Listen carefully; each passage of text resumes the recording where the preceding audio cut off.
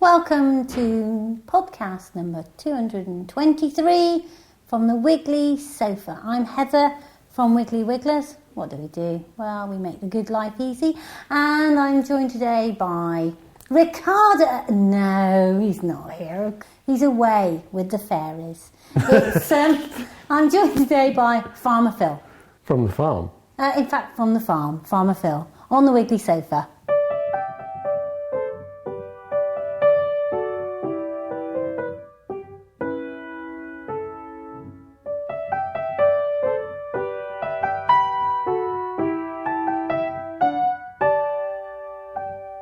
Today we're going to talk about setting up a new container garden. I'm going to deliver Mr. Luke Connaught of buyjeans.co.uk and the school uniform shop a container garden which he's going to plant up in Castle Street in Hereford. So if you need any veggies, pop round and you never know, you might have a spare tomato. Well, good. You're talking about single farm payment, 27 millionaires, hedgehogs. Right. Excellent. But do you know what? I think we need to go for a trip off in the new Vitesse. I'm sick of sat on the Wiggly sofa and Michelle has his portable recorder, and so I think the moment has come, dear listener, to share with you the sights, the smells, the love of our new Vitesse through the Wiggly Podcast. So when you are listening, imagine scratch and sniff, because you have to realise how beautiful this car is, and you have to get every bit of you to come with us in the car to go up the Wiggly Road in the Wiggly Vitesse. Come on, let's go. Do I need my handbag? Why would you need your handbag? In case we need any supplies. I don't know of many outlets up the Wiggly Road. You know, the election's over and we've now got the coalition government and we've been dealt health and safety for the past 13 years. Michael and I were thinking, as that klaxon going do when it reverses is annoying on the podcast, that actually we should ban it. Do you think that they'll repeal reversing noises? Because everyone knows something going backwards is going to run you over. They won't repeal it, but I am thoroughly in favour of cutting its wire off, because I have cut the wires off all mine. He hasn't. He definitely hasn't. I need you to be at the rear end to record the noise when it starts. Okay. Because that is something that is essential for Michelle to have on. Going round the back. All right. Here we are in the garage, and Farmer Phil, start up the Wiggly Vitesse. Oh, isn't that lovely? Isn't that lovely? Okay, everyone, in we get. Oh, drive out first. He's going to reverse. He needs a reversing klaxon. Oh, isn't that nice?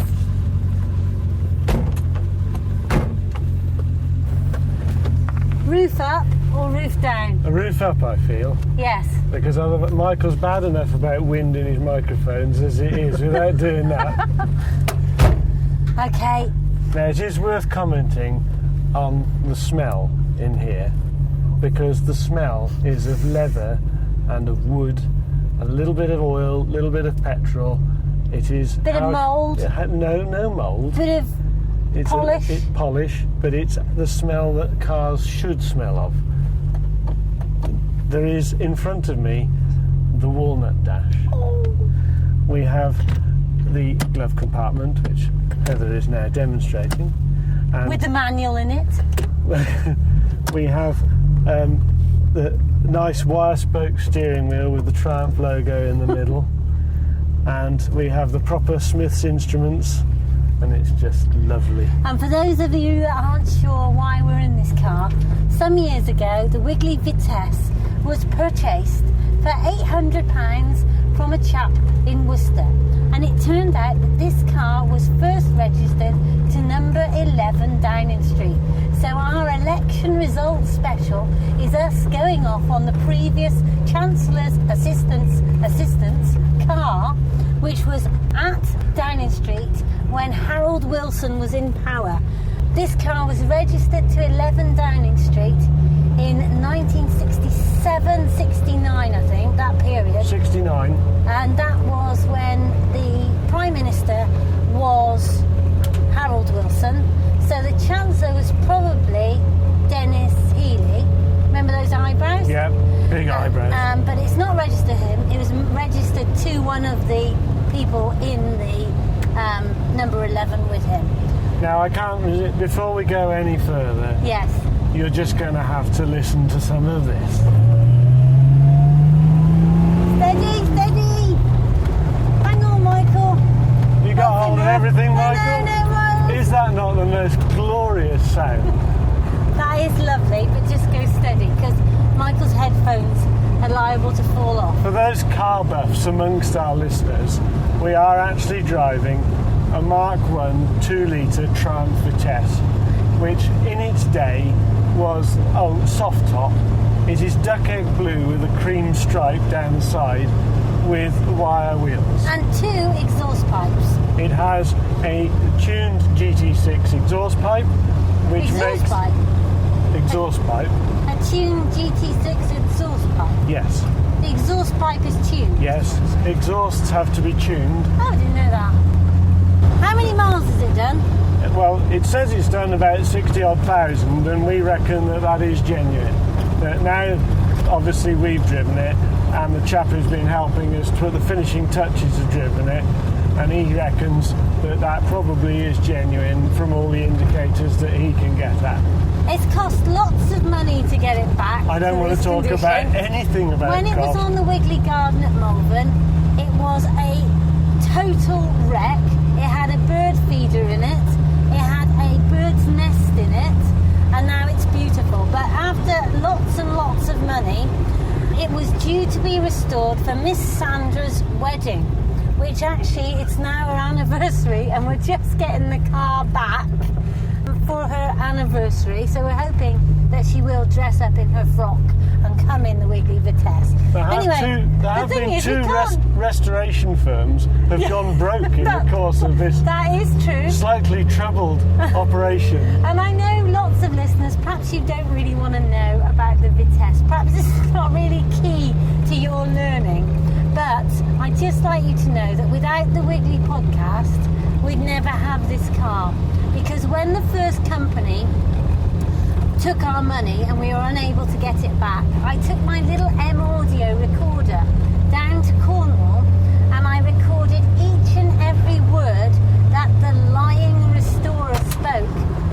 Oh, hang on, the doors flew open. Minor technicality. What fell off? Nothing. Oh no, it's open again. Hold on, Mike. Hang on. Oh no. Oh, it'll be fine. The door is open, dear listener. No, don't hang on to the door. You have to shut the door. Michael's got hang on. Anyway. And there's no petrol in it. Yeah. Every single word that the restorer spoke, I recorded. And once I'd done that, I told up my M audio to him and told him that I was taking that to the lawyer. And that was when he actually decided that he would give us our money back. So thank you, Wiggly Podcast. Now then, Farmer Phil, what I want to know about is, what do you think of the coalition, and have you put your single farm payment into claim? Well, coalition government, got my optimistic head on. I think it could be the best thing that could have happened to deal with our economic situation as it is. Because at least it means that there are two parties involved with dealing with something which is going to be quite unpleasant for most of the population. And we've got Vince. And we've got Vince. For those of you who aren't sure, Vince Cable is the Liberal Democrats, what was going to be the Chancellor, but now he's the business minister. So he's going to sort it. On the whole, good amount of good sense has been put into the creation of the government, and with reservations about what happens the first time they fall out with each other. Let's pull over here and we can talk about this crop. And I can shut the door. Yeah. Stop. Yeah, so you like that? So I think that that's potentially a good thing. With regard to my single farm payment, yes, now is the time of year when we have the dubious pleasure of filling in the form to claim our subsidy. And how's it gone this year, Farmer Phil? Well, in our case, we have to fill in a Welsh form as well as an English form. Well, we fill in several English forms for different farms. But, of course, the difficulty this year has been that the RPA, who are the Rural Payments Agency, have been encouraging us to go back to filling in the form online. And we used to do it. We were one of the pioneers of doing it online, and they abandoned that because they couldn't make it work properly. But we did it for a couple of years. So anyway, I managed to fill in my English form online, and that all went absolutely swimmingly. I thought they altered the size of the field again. Well, that was when I discovered that some of our fields appeared in duplicate on my neighbour's pre-printed so he can form. claim too? Well, no, I'm afraid it doesn't work like that. Any fields that appear in two places, there'll be a big discussion, and that means that we won't get our money when we thought we would. So hopefully we've sorted that out.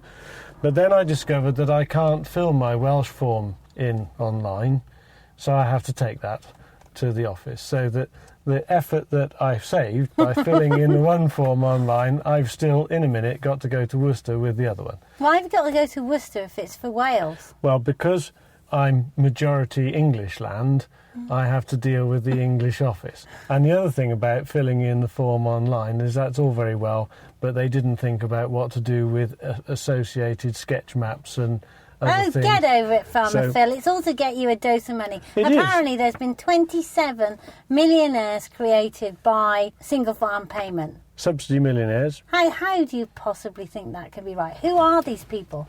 Well, in most cases, they were dairy corporations who I suspect have deals with the people who supply them with milk, whereby they claim the subsidy for a whole dose of farms. So it's just how the figures have worked out. It's not that anybody's creaming it away. It's just how they've worked the figures out. There's Kellogg's just over there crowing. And aren't you impressed, dear listener, that occasionally you can hear a car going by? I've never known it so busy on the B4352.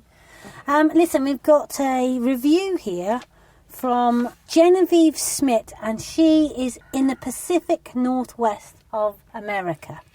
And she's put the top gardening podcasts, and I thought it'd be worth sharing with you the other podcasts as well as our own, so that you've got an idea of what else to listen to.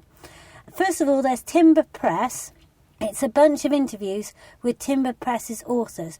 She loves it, the music's snappy, the interviews have high quality audio, and the discussion's great, but she doesn't like the fact they cut interviews into two parts.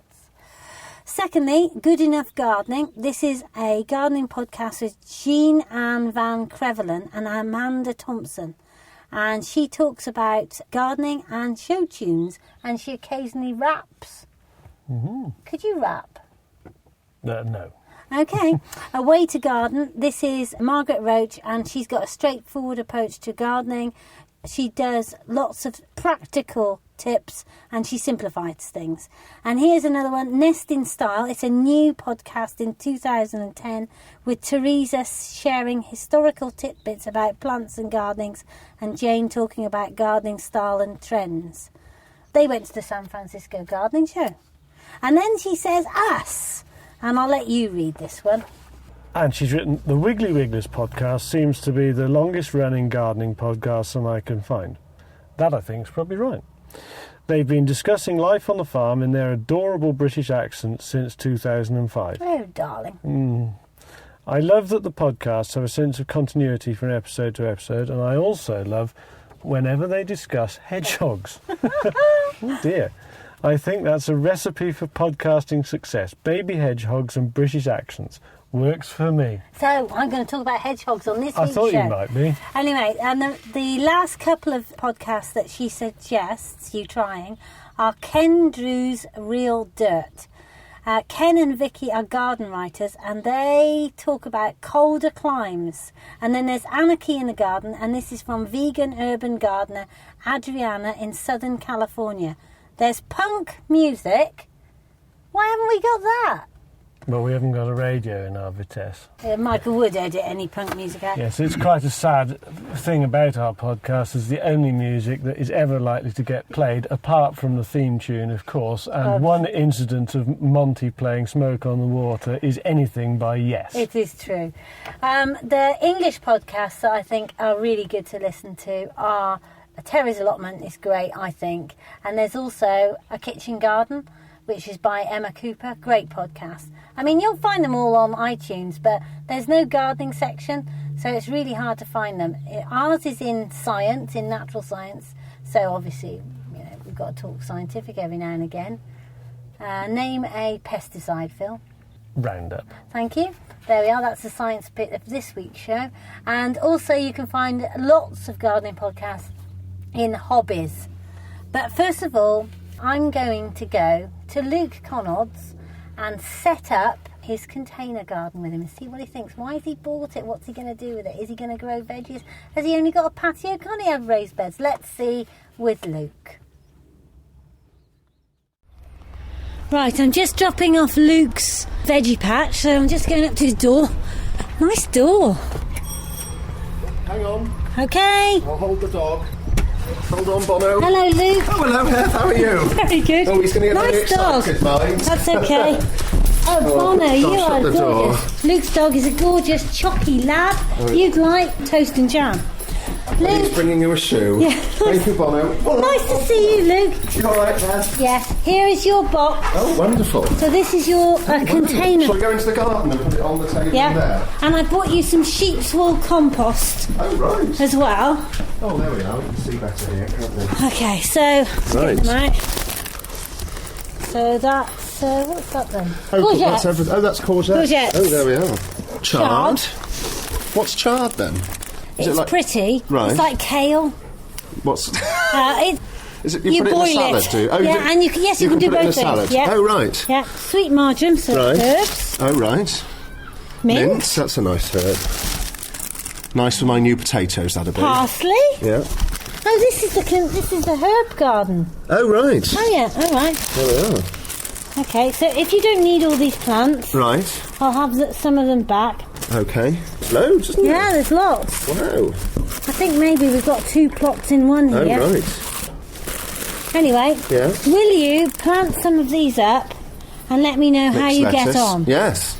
Well, I've got a sunny spot for them over here. Okay. Have a look. This is a nice garden. Well, it's lovely, actually, because the dog can run around all day and he doesn't get out. Yep. What I'm going to do, because some of my... What are they called? Primulas. Primulas. Some of my primulas are nearly over. Yep. And some of the pansies are nearly over. And I've got those 2 long troughs as well. So I'm going to change this area at the front to have all big pots with all the summer plants in, and it gets all the afternoon sun. Fantastic. So that'd be lovely. Do you keep it watered? Got my watering can and just fill that up as I go round. Brilliant. Okay, well I bought you some sheep's wool compost so you can fill so you'll need a bit of nutrition, and you'll have some worm casts as fertiliser. Oh, excellent. Those were the ones we used with the sunflowers that are bigger than mine. Exactly. Now, I know you do jeans. Yes. Didn't farmers start jeans off? Originally, what it was, Levi's, who made the first jeans, they were out in the wilderness in America, and they were digging for gold and putting in the railway lines and putting in fences for the fields for the cattle ranches and things like that. Their trousers used to keep wearing out.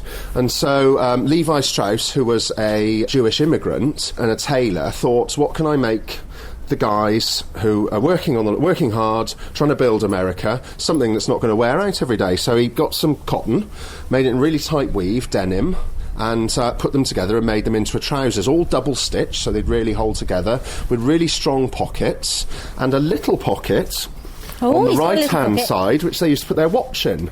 So they knew what time it was, so their pocket watch. Whereas your smart business suit man would have his little waistcoat, and he'd have a pocket there, and his watch would go like that. The lads who were working, of course, didn't. So they had a watch pocket in there. Nowadays, people use it for condoms when they're going out at night. No, they do. Really? No, honestly, because it's the same size as a condom in a wrapper. Oh, my gosh. So lads, when they go out, put their condom in there. Or I use it for my house key, you see. Ah, that's better. Because I used to live in the middle of nowhere in the country, and we never used to bother. I never locked the door, never locked the house, and I am always locking myself out. So I put one house key in there, and then when I close the door behind me in the morning to go to work, I don't think, I can't get back in. Listen, Farmer Phil used to purchase his jeans in bulk from America, right? Yes. But he's moved now, he's moved to you. Yep. And your website is? It's www.buyjeans.co.uk. Now, listen, as I've brought you this container ready, Plot, will you do my dear Wiggly listeners a deal? Absolutely. So, is there a discount code that you can give them if they want to buy a pair of jeans? Is there a way that they can get a special Wiggly discount? Only for Wiggly Yes. customers, yeah? Yeah, we can give them a special Wiggly code, but they mustn't tell anyone else. Not a soul. They must use it only themselves. Yes. Yeah. And if you're listening to this ahead of time, so if it's now 2020, probably Luke and I have retired, so it might not work. But if it's 2010, this code will work. Knowing me, it'll probably still work in 2020 because I always like to give a bit of discount. So it'll be WIG, Wig for Wiggly, 001. WIG001. Type that in when you go to our checkout, and in the discount code page, WIG001, and that'll take 10% off everything you buy, and also 10% off your postage as well. And am I right, Luke Connard, that yours are the best value jeans in the UK? They are, in fact. No. Is this true? It is true, yeah. In fact, our jeans, if you find them cheaper elsewhere, they can email me personally, show me where they've got them cheaper, and we'll match the price. Now, that's our Buy Jeans price promise. Right, well then, Luke, I need your email. It's luke@buy for buy jeans.co.uk. You're a star. Listen, plant up your plot, let me know how you're getting on, and in the meantime, let's me and you go and give a sunflower competition school assembly to Leominster Junior School. Shall we bring the dog? Why not? Let's go. Come on, Pooch.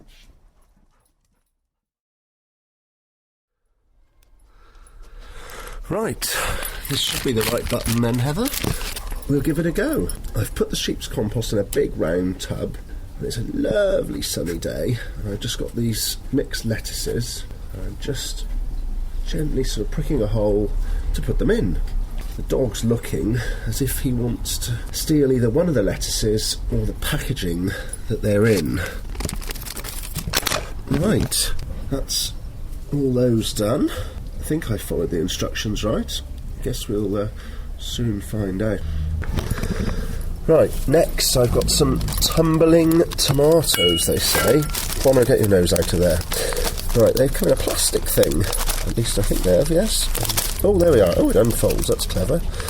So I've got 4 of those, and I'm going to put those in another big tub. They need bigger holes by the looks of it. I'm sure you're supposed to use a trowel, but I always just use my hands, because it's a good excuse to get dirty. There we are. So, Bono, get your nose off that. Right, I've got some courgettes next. Pop those in this pot.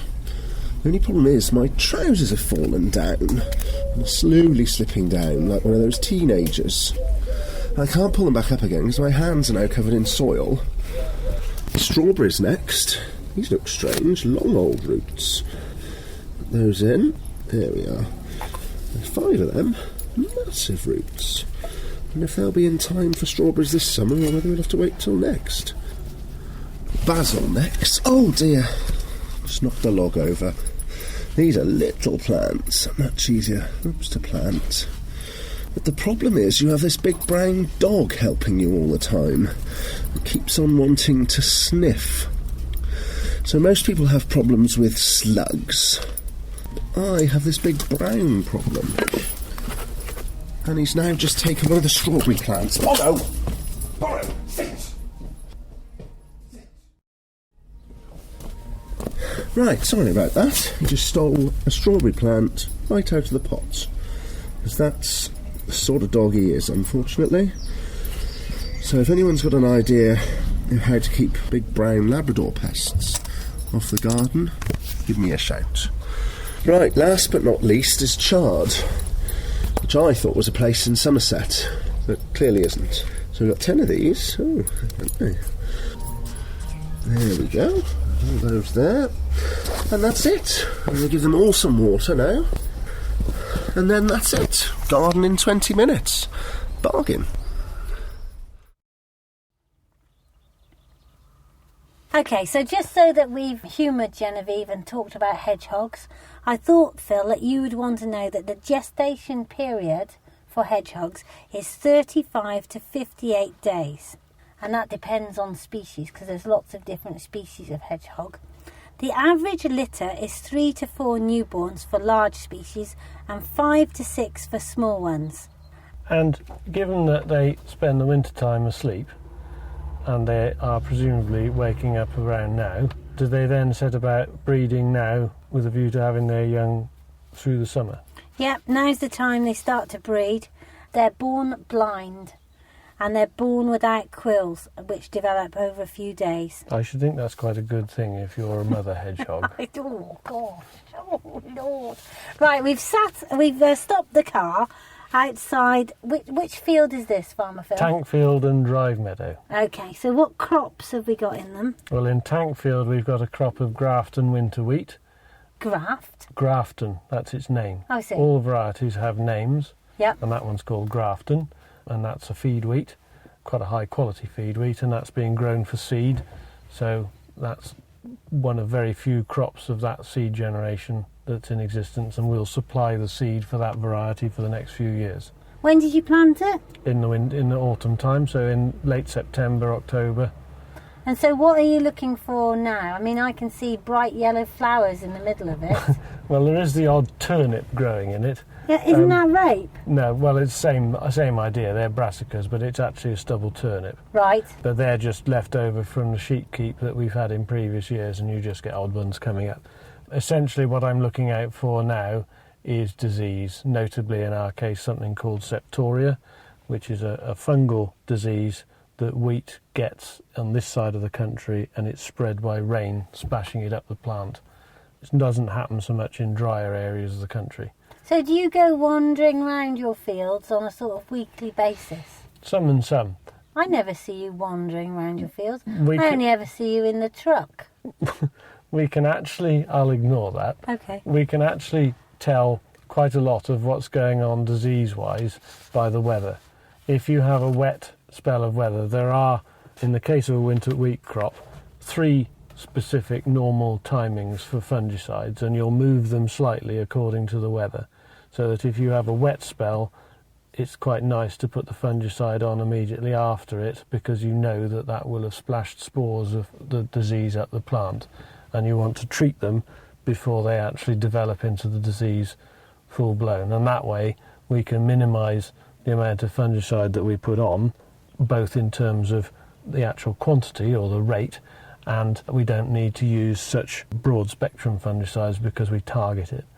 And it also means that it lasts longer. You're trying to protect the crop until you combine it, and the idea is to protect it using as little chemical as you can get away with, for obvious reasons of cost, and also because most of these chemicals have a lifespan which is based on when the fungus that you're trying to kill becomes immune to them. Can you tell that crop is healthy from here? And is it the right size? Are you worried about it? I'm not terribly worried about it. The crops are late this year because the spring has been late and we've had a very cold winter. That crop's immediate requirement is fertiliser rather than anything else. It's about to set off growing at some considerable rate of knots, and it needs fertiliser to feed it while it does that.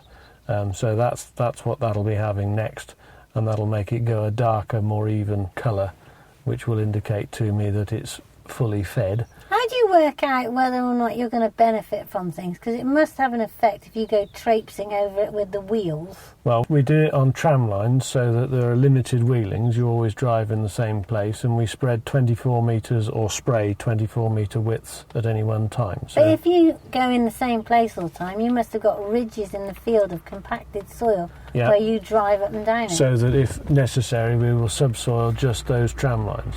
And that's quite a good thing, because the rest of the field we can look after in good order, and we don't have to waste our time and money subsoiling bits of the field that don't need it. Time for a Monty Cast, a weekly fact on wiggliness. The Montycast, a weekly fact on wiggliness. Soil contains 0.01% of the Earth's water. Another Montycast next week. Okay, Farmer Phil, your turn to read out the latest iTunes review. Thank goodness for technology. Yeah, here we are, Wi-Fi in the Wiggly Vitesse. Not, I've written it down. This is an iTunes review from Mrs. GC. 5 stars. Thank you very much indeed, Mrs. GC. Great stuff. Thanks for the podcast. I really enjoy it. Well, that's the sort of review I can live with. Absolutely. You know? Unequivocal. Straight in there. Thank you very much. Start the Vitesse up, darling. Let's go. Fire up the Vitesse. It's time for change. Now, on the right, we've got the wiggly hedge that we planted, and the trees actually, that we planted last year. You can just see it by the fence, and it looks like just a few tiny weeds. That's year 1. But on the left, here's the wiggly hedge that we planted 3 years ago, and it is rocking, isn't it?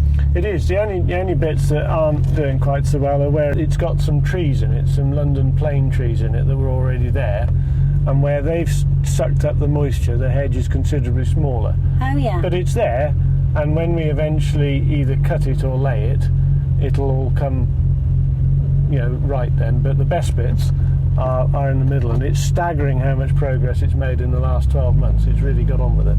And then we're just driving down the Wiggly Drive, and on the right, for those of you who are following us on Google Maps, we've got our walled garden, which is the Wiggly Garden. It's got loads of ivy on it, which we can use in the bouquets just about every day. It doesn't seem to have any effect on the ivy at all. And it's full of, at the moment, cowslips and also newts. Wiggly wisteria on the house here, and we're just going to park up. And here's Rach. We'll just end the show. We'll try and wind down the window to say hello to Rach. Wow. What a sound. It's purring, isn't it? Isn't it lovely? There we are. If you'd like to listen to next week's show, come to the Wiggly website, or you can download them all if you want to at wigglyWigglers.co.uk, and we will love to have you listening next week and the week after. If you want to contact us, it's heather@wigglyWigglers.co.uk, or pwg@lowerblakemere.co.uk, Twitter @FarmerPhil, and @Wiggle. Thanks very much for tuning in. It's bye from me, Heather. and bye from me. And Rach. Bye. Bye. Bye.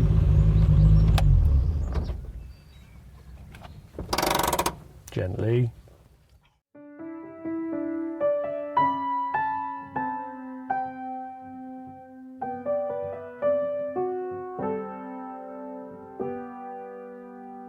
Spindle wheels are beautiful, aren't they? Aren't they gorgeous? Yeah. Anyway, we're supposed to be concerned Universal at 11 o'clock. Oh,